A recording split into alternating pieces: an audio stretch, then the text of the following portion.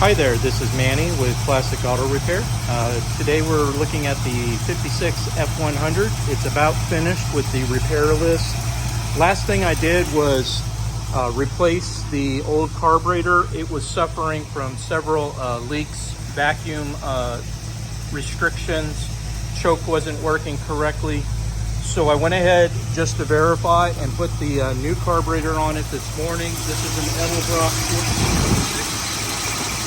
Got the electronic choke for cold start, and with everything being brand new, the idle is great now. I could not get it to idle before.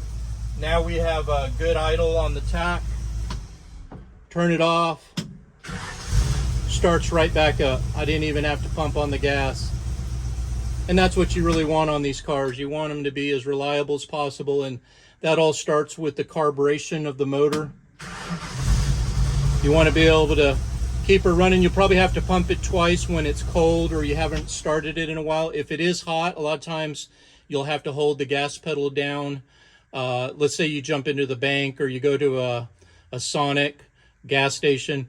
When you jump back in the car, if the motor temperature is at operating temperature, you want to hold down the gas pedal and crank on the starter, and that'll fire up for you. A little bit different than new cars with computer control. Old cars, when they're cold, you pump the accelerator pedal twice, and that sets the choke cam, which is over here. And when you start it, it will idle at a high speed to kind of warm up the engine.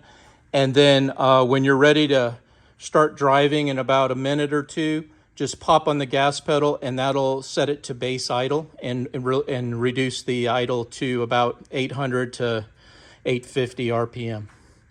So we put the new carb on it, and again, made dramatic difference. Everything else is working the way that it should. I got good passing gear, good cold starts, good warm starts. It has a lot of torque.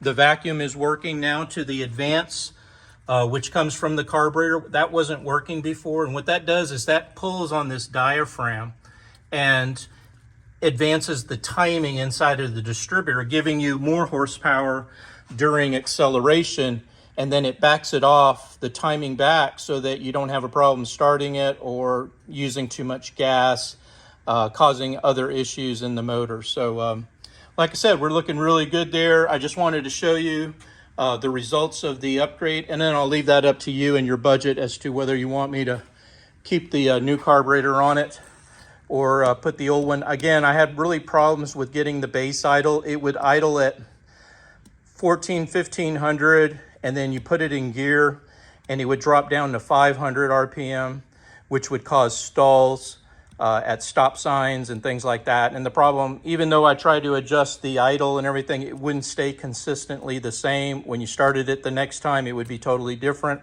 So the fix there was to install the carburetor here. So I'll get you that estimate. And again, the overall on the truck, she is doing really well. I was just waiting on a sending unit that's supposed to arrive today so I can put it in there and read the temperature readings on the truck. So that's where we're at. Hope you're having a great day. This is Manny with Classic Auto Repair.